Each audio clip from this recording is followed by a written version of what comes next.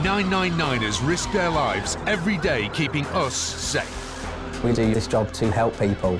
But all too often, they're abused and attacked. The vehicle threw me like a rag doll. It should have killed me. These personal attacks on police, paramedics and firefighters are at an all-time high. I'll admit I was absolutely terrified. We don't put on this uniform to be assaulted. Leaving them traumatised and unable to work. It felt like I was saying goodbye to my career.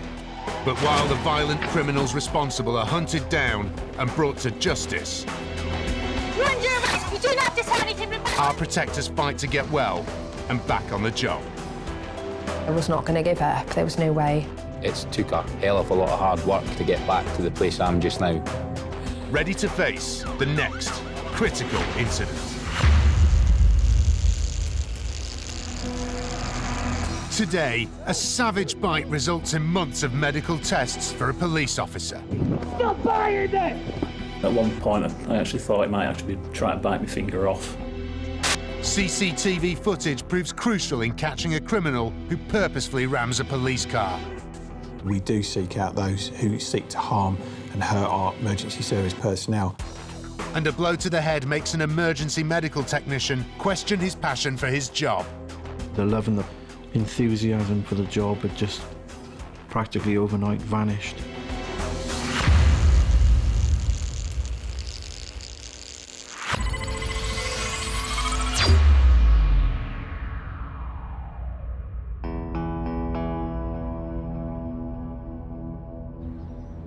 PC's Morgan Taylor and Paula Sanford are patrolling the streets of Halifax. It has a busy nightlife and the job can be challenging. I've been assaulted probably 15, 20 times. And mainly people trying to escape from custody. Yeah, I have been assaulted quite a few times. I've been struck in the face and suffered a bloody nose. But yeah, nothing on the same level of what Morgan's had, fortunately. It was August bank holiday last year when Morgan faced his most serious attack to date.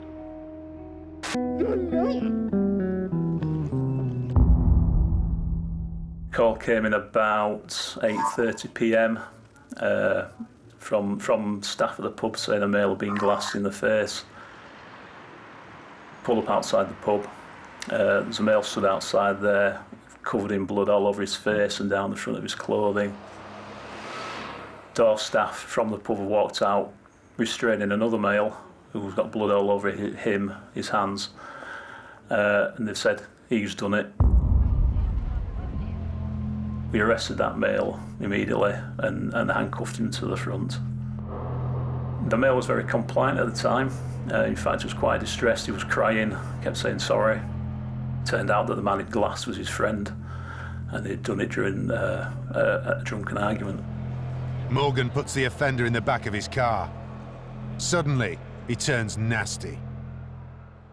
Right, stop spitting in car. Stop ragging me. He was cranky, grumpy. He started spitting on the floor of the police car. Right, if you need to spit, Hey, stop assaulting me. If you need to Stop assaulting me. If you need to spit on the floor. Do not spit in the car. So I told him to spit outside on the road because I was stood next to the car with the door open, monitoring him. And then he looked me right in the eye and said, "Why don't I spit in your face?" Oh, if you want. Spit on your face if you want. Right. So I've restrained him. Do not threaten to spit in my face, otherwise I will use force. We had a little bit of a tussle and I ended up pushing him up against the side of the car, holding the handcuffs in one hand and with my left hand across the side of his jaw, pushing his head away from me. No, you muppet! My colleague in the pub had seen what had been going on. He came out to assist, and as he got up to me, he said, "Shall we put a spit guard on him?" Threatened to spit, you'll have one of these on. Have a spat! Have a spat! Yeah, you've threatened to. I said no initially because I wanted to give the male in question a clear warning as to what was going to happen to him if he continued his threats, rather than just whipping the guard over his head. No! No, not yet. And because I felt he was going to spit at me, I've left my hand up as a shield. and that's when he just turned and bit down on my little finger. Stop biting it! Rather than just try and pull it out, which I felt would cause damage to my finger, I took him to the floor. Get off him now!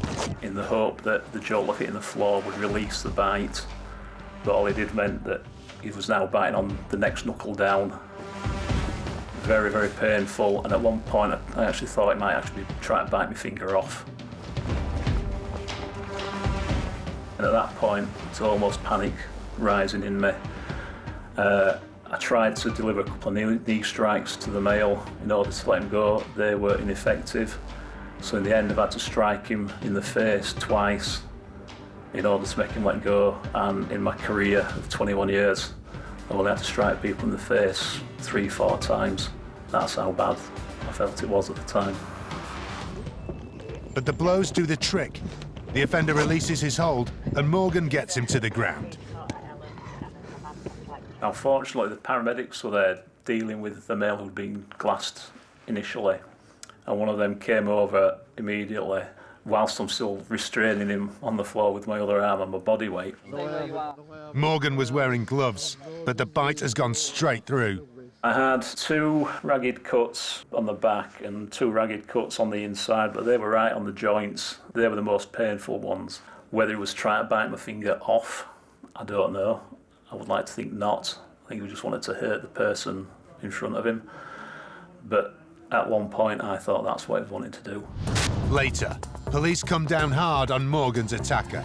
It's just very pleasing that the judiciary and the courts are dealing with matters like this as strongly as they are. But Morgan's injuries mean an anxious wait on test results. The worry that I potentially have hepatitis C is always there. Every day, what if?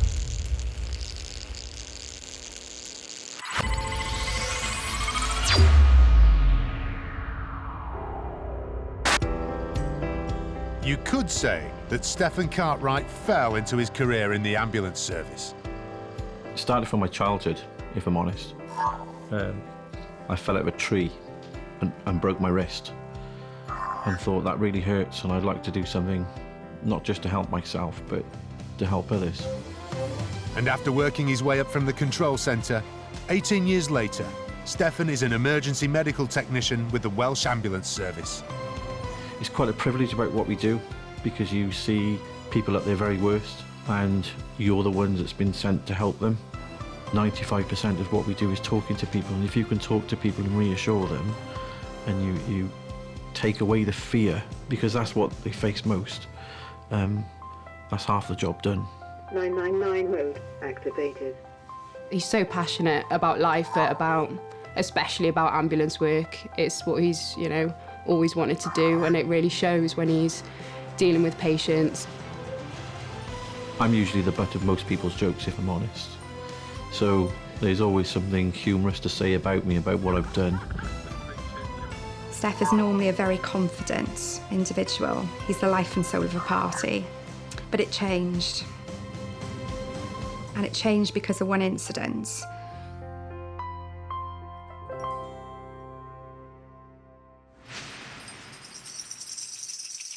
In August 2017, Stefan and his crewmate Rebecca were on a night shift and were transporting 2 patients to hospital with minor injuries. En route, they spotted a woman frantically waving them down at the side of the road. I stopped the ambulance, asked the member of public what was wrong, and she said there was a road accident. I step out of the vehicle and I noticed a gentleman sort of leaving the scene. And he walks initially around the back of the ambulance, which I thought was a bit unusual, but never thought anything of it. My immediate thought was for the people in the crash car to the right of me, and made sure that she was all right.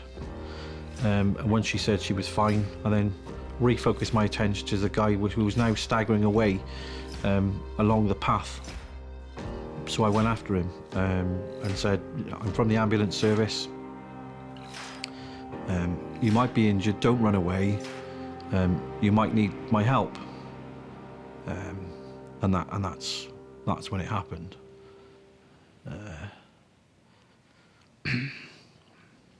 The gentleman turned around.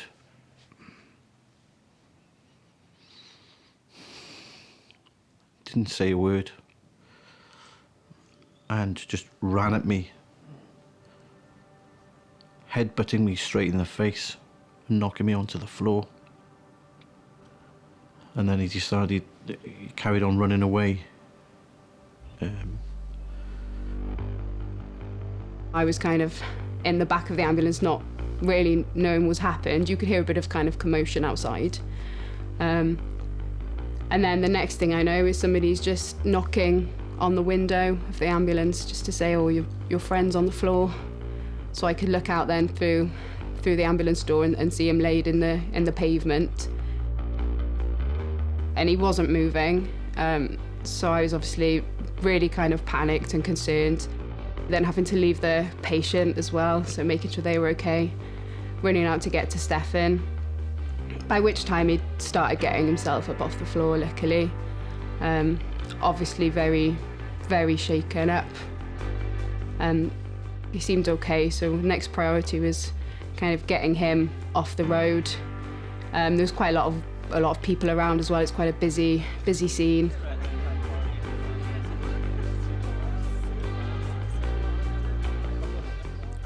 Initially, I thought, why? All I've done is stop the ambulance to help you. And all I could think about was my partner, Ange. And just why? I remember hearing my phone and looking at my phone and seeing that it was Steph. And that's not unusual for him to ring from work if he's able to. So I picked up the phone and the first thing he said to me is, I've been hurt, I've been assaulted. And I remember talking to him and crying. He was also crying. And he said to me, can you come? They're taking me to the hospital. It was an awful, awful journey down to the hospital. And all the time, I didn't know what Steph's injuries were. I didn't know what had happened to him, why. Everything was going through my head. I was immediately treated for facial injuries. I had swelling to my face and some soft tissue damage underneath my eyes. Initially, they thought I'd broken my nose as a result of it. I haven't got the best of noses as it is, but it was a little bit more crooked than normal. I was so relieved because I could see that he was okay, but I also sat so angry because I couldn't understand what had happened. And as we were walking out, we walked across the car park and he just stopped and he just turned to me and held me and he just cried because he'd been hurt doing something that he loved. Later, small steps and huge support see Stefan put his life back together again. His care and compassion and his desire to help people, that hadn't gone. I worked too damn hard for somebody to just do this one thing, this one act of aggression and violence, and he's not going to take away how proud I am about what I do.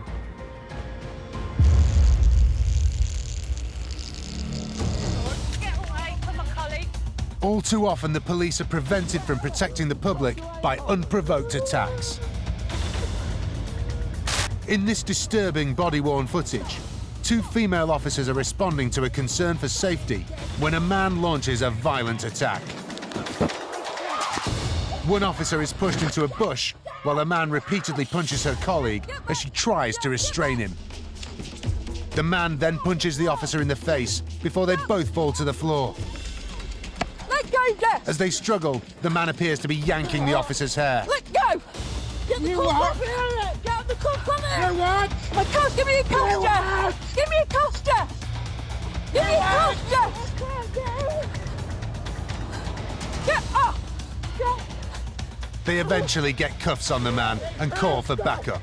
Give me backup now! Give me backup now! Assault, please! This violent criminal was hauled up on 2 charges of assault. He was given a 12-month community order and fined £100.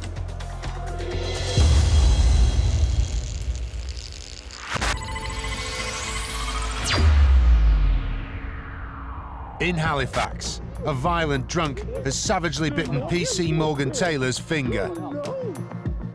Because I felt he was going to spit at me, I've left my hand up as a shield. And that's when he just turned and bit down. Stop biting it! At one point, I actually thought he might actually be trying to bite my finger off. Once the offender is arrested, Morgan is taken to hospital. I had 2 ragged cuts, and 2 ragged cuts on the inside, but they were right on the joints.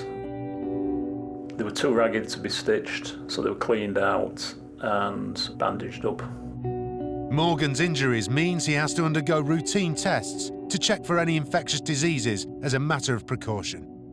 I was immediately given a hepatitis B booster. As a matter of course, I was put on a week's course of antibiotics because human bites in general are very infectious. And for Morgan, this means months of waiting on test results. The incident was 5.5 months ago now. It's physically, I've no comeback off it, no problems with it. The worry that I potentially have hepatitis C is always there, every day. What if? While Morgan waited for his results, there was some good news. The offender was caught and pleaded guilty to assault occasioning actual bodily harm against Morgan and grievous bodily harm against the friend he glassed in the bar. He was sentenced to 16 months in prison for each attack.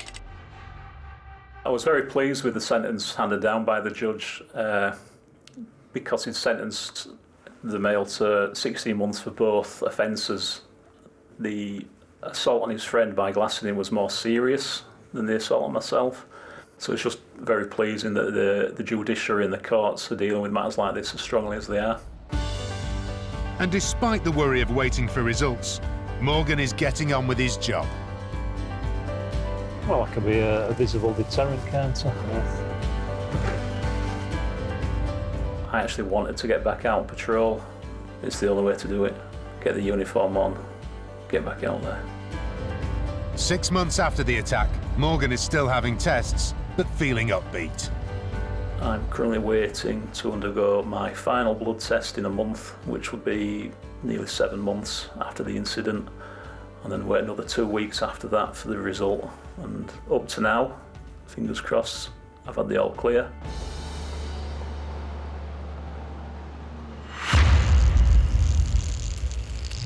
Still to come. A rookie police officer is faced with his first violent attack. Quick as a flash, he had both his hands around my throat. And Stefan's partner helps him on the road to recovery.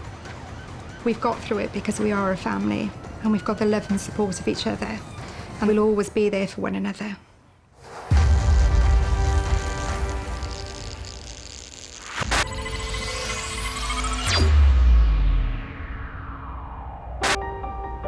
In Kent, PC Ian Whitmill is the man you want by your side in the aftermath of a crime.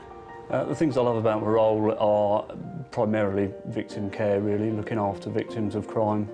A lot of victims, when they experience a crime, they're extremely worried, upset, and I think being able to give them the support they deserve is really key. But in June 2018, Ian unexpectedly became a victim of crime himself.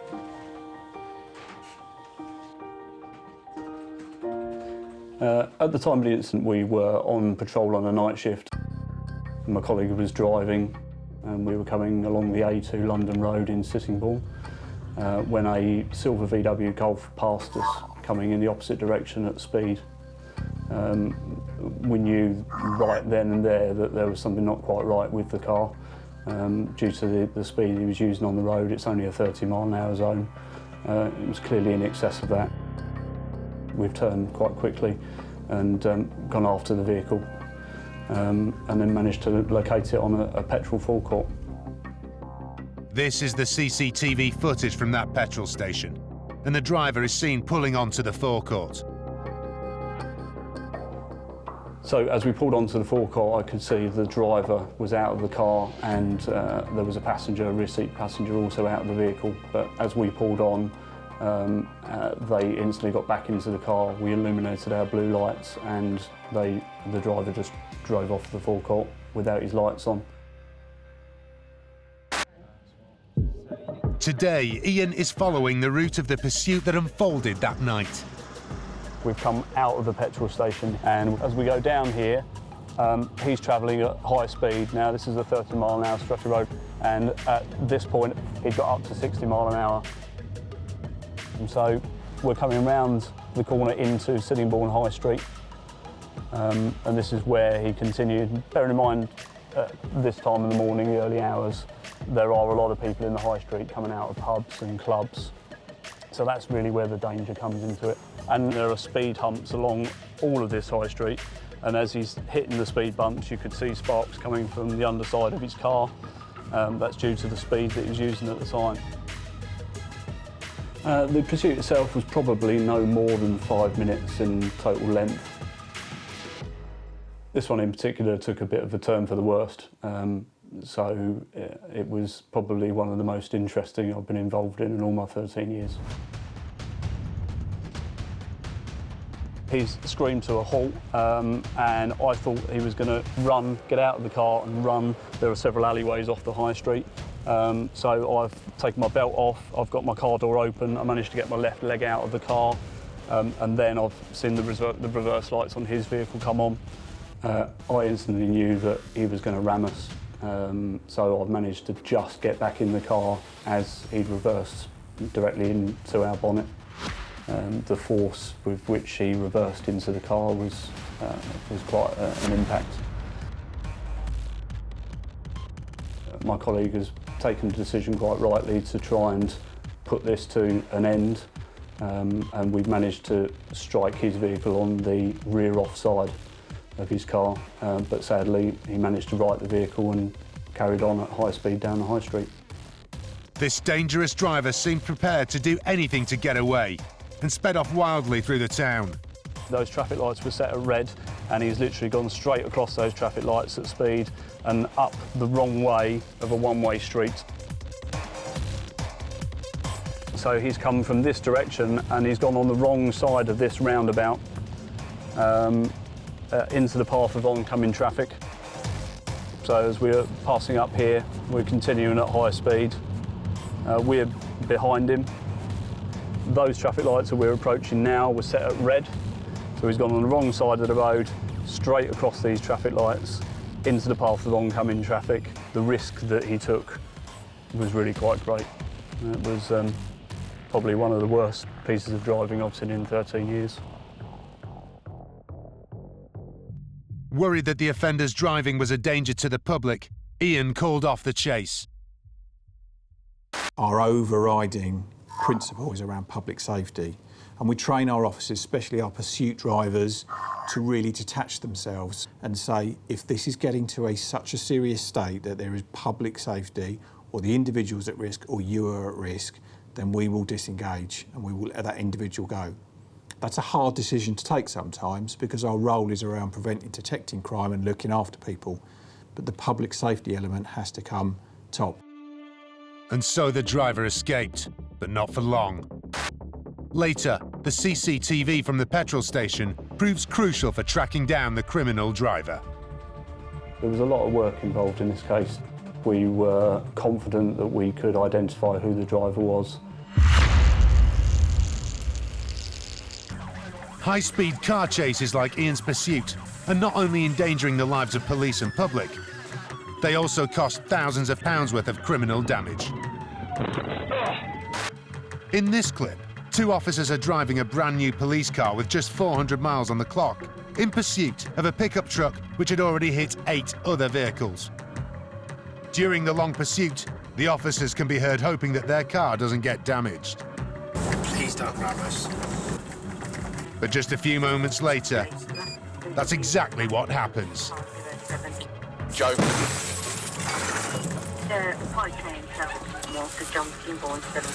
Go back, man.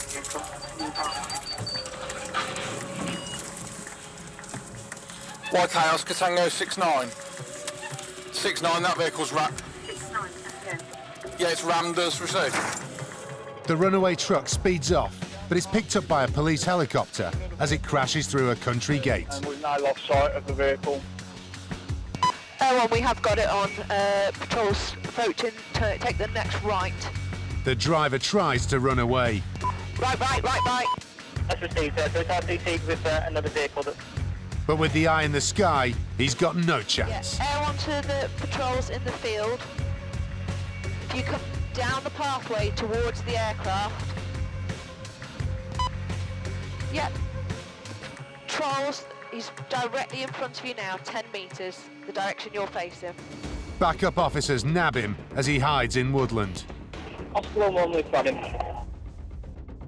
The driver admitted dangerous driving, driving while disqualified, failing to stop for police, and criminal damage to 8 other vehicles during the pursuit, as well as the police car. He was sentenced to 19 months in prison and handed a 7-year driving ban. And although the brand new police car did get back on the road, it needed around £5,000 worth of repairs.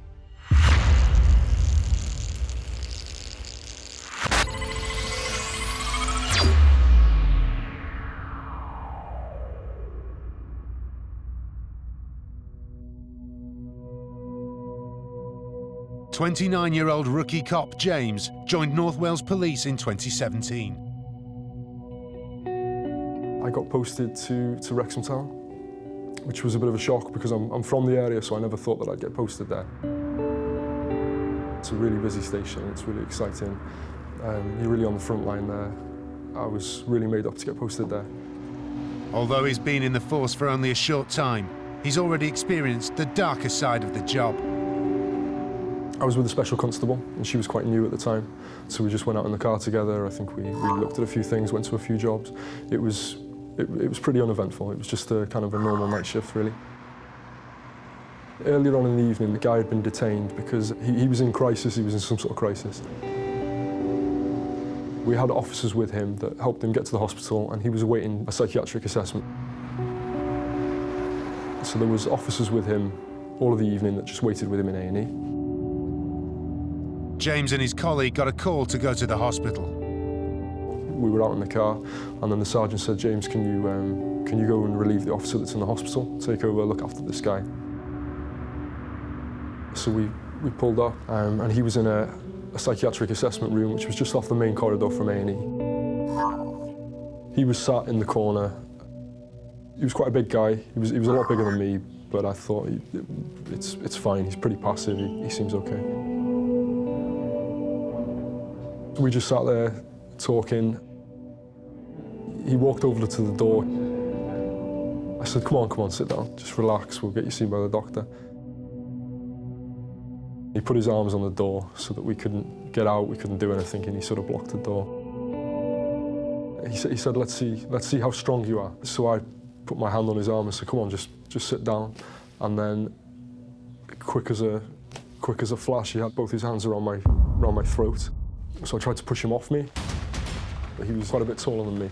I couldn't really get him off me. Kept trying to push him away. I thought if I can push him away from me, we can do something about it. We'll try and calm him down, get him back into the chair.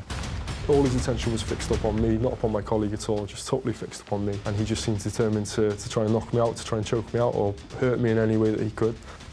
My colleague, I think, went round behind him trying to pull him away, but we just couldn't get him down. He and I started fighting, throwing fists. We fell through the door of the room that we were in into the main corridor through A&E. He got me around the throat again, and he kept going for my eyes, trying to scratch my eyes and things like this. Like he gave me a bit of a black eye. He was just trying to hit me against my head against the wall, trying to knock me out. When he had his hands around my throat, I remember thinking, I'm gonna pass out pretty soon. I need to use my radio. I need to call for assistance. But James's radio had been knocked to the floor and was out of reach. I managed to push him away slightly and say to my colleague, press red 1, because I knew I couldn't do it. I couldn't look down, I didn't know where the radio was. And she managed to do that. PC Annalisa Bunagar heard the call. When that goes off, everybody runs to you. You don't know what you're going to turn up to. I didn't know who had been hurt. I didn't know whether it was James or our other colleague. You fear the worst because if you've pressed that button, something bad is happening. I managed to get him down on the ground. I was just so exhausted, my handcuffs felt so heavy. I managed to get them on one hand, and then I remember seeing my colleagues run towards us down the corridor, and they all helped me to get the other cuff onto his other hand. The male was fully under control by other colleagues. He was being dealt with, so my priority was to look after James to make sure that he was all right. He had visible injuries all over his face, all around his neck, and he looked like he'd been strangled. I came away with it with a couple of injuries. Where he'd had me around the throat, I got all bruises. I had a black eye. He had really long nails, this guy, and he was sort of scratching my face, so I had quite a lot of scratches to my face and on my neck where he'd got me. Thankfully, nothing lasted. I was really lucky to come away with just sort of superficial wounds. Though James was shaken, he didn't want to take time off work and went straight back on shift. That night, I wanted to stay on duty. I just wanted to focus on my work. That, for me, was a healthy thing to do, and that allowed me to sort of debrief from it and decompress after. I had mixed emotions about what had gone on. Bizarrely, I felt embarrassed that I'd lost control of that guy that I'd been tasked to look after. Although a traumatic incident for a rookie police officer, James feels the experience will toughen his approach as he continues with his career. It did make me think more about how I deal with people and how people's behaviour can be totally unpredictable and totally erratic. And maybe it was a lesson for me not to be complacent with people. I love my job. I've never had a job like this where I enjoy coming into work. I enjoy every minute that I'm here. I genuinely mean that when I say it. But going into this, because I'm so new to it, I don't think I really understood. I don't think I realised that this level of violence exists within society. No charges were brought against James's attacker. The case has gone to no further action now. It's been closed because we couldn't get a definitive answer on whether the guy had mental capacity at the time that he assaulted me. I know that he was in crisis at the time and that we were trying to help him. I'm not sure if he's received any help now or anything like this. I hope he has, and I hope he doesn't do something similar in the future and that somebody has to go through something like that again.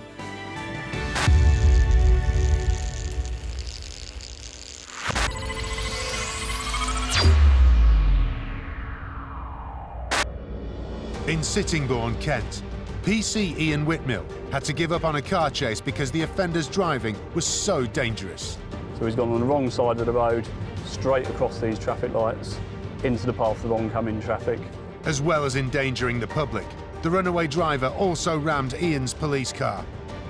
The force with which he reversed into the car was quite an impact. As the adrenaline had been pumping on the car chase, Ian at first didn't realise he was hurt. At the point of impact, I didn't think I'd been injured. I certainly didn't feel unwell in any way, but a couple of days later, I got out of bed and all the side of my neck and my shoulders, sort of muscles, major muscles here, just went into spasm, and it literally felt like somebody was turning a screw on my shoulders, so much so that I just collapsed on the ground. And throughout that whole day, I couldn't walk without it suddenly going into spasm. And then a few days later, my lower back went as well.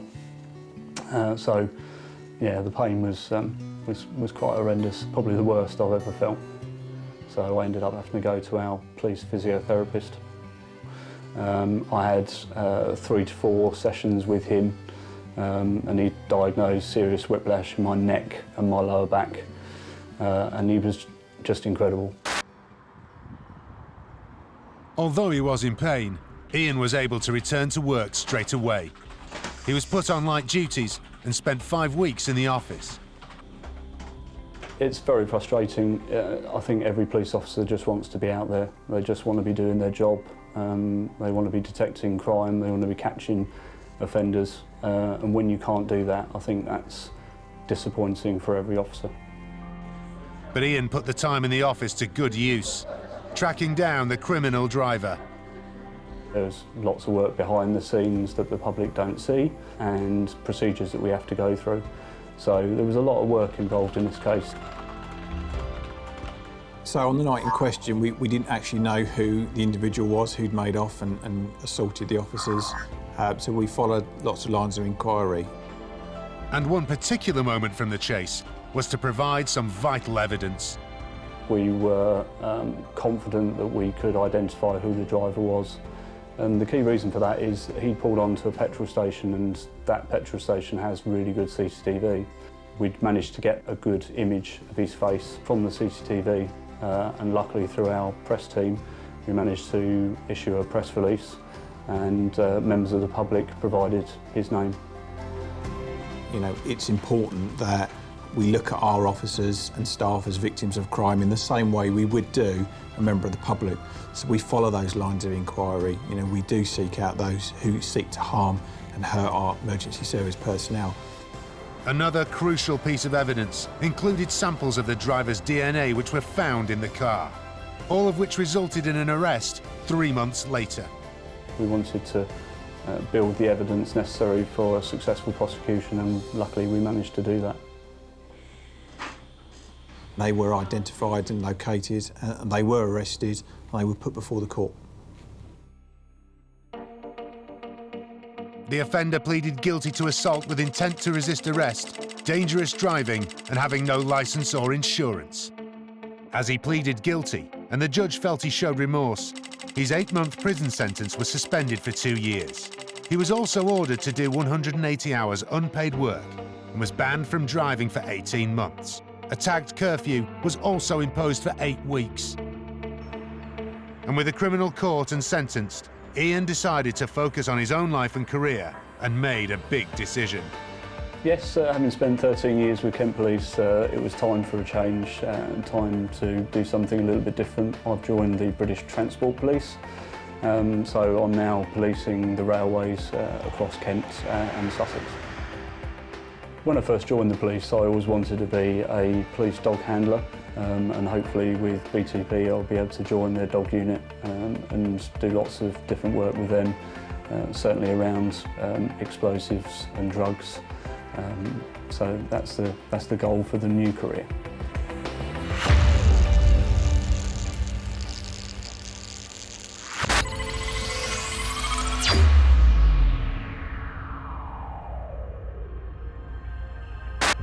Back in Newport, emergency medical technician Stefan has been violently assaulted by a drunk man he was trying to help after a traffic accident. The gentleman turned around, didn't say a word, and just ran at me, headbutting me straight in the face, knocking me onto the floor. I didn't know what Steph's injuries were. I didn't know what had happened to him, why. I was immediately treated for facial injuries. Initially, they thought I'd broken my nose as a result of it. Stefan's attacker was charged with drink driving and assault occasioning actual bodily harm. He was given a 6-month jail sentence, suspended for 2 years, a curfew order, and told to pay a victim surcharge.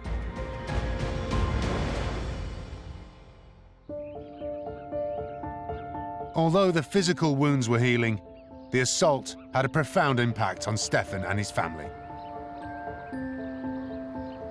How I felt about work, the love and the passion and the enthusiasm for the job had just practically overnight vanished. The times that I felt quite low as a result of it, I felt that he'd taken something away from me. He'd taken away my ability to be confident in the work that I do. Following that night, things were really difficult. Steph would often have lots of flashbacks. So he'd be waking up in the middle of the night with night sweats, reliving everything. He'd be talking out into his sleep. I could hear what he was saying. He was indicating to the control, his call sign. Very, very disturbed nights.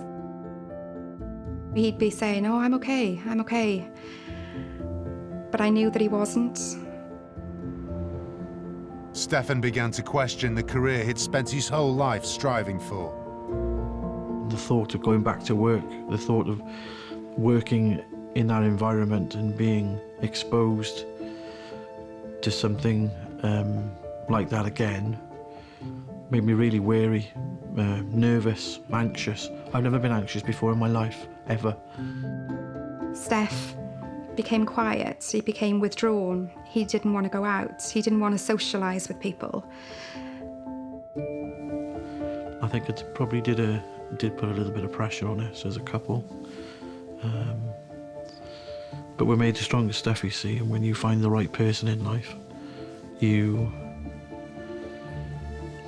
like the foundations of a house, isn't it? It's like concrete. You know that whatever you put on top of it, it's not going to break.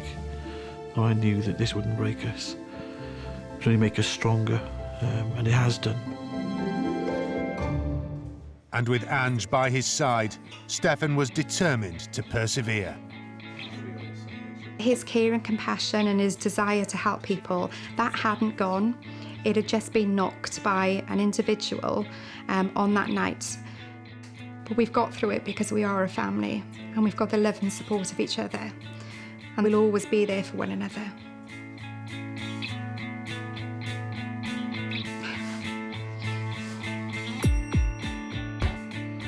And I thought to myself, he's not going to take this away from me.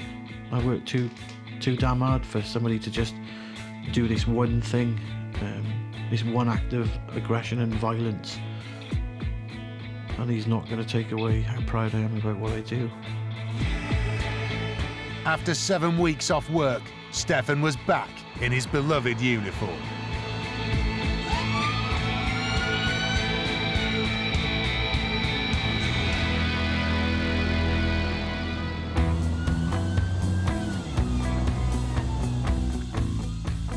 I wasn't going to let him beat me, and I have a passion for the job every single day, and it is an absolute honour to work with such a bunch of amazing people. You know, what's happened has happened. You get up, you dust yourself off, and you don't forget it. You'll never forget it, but you move on, and that's what I've done.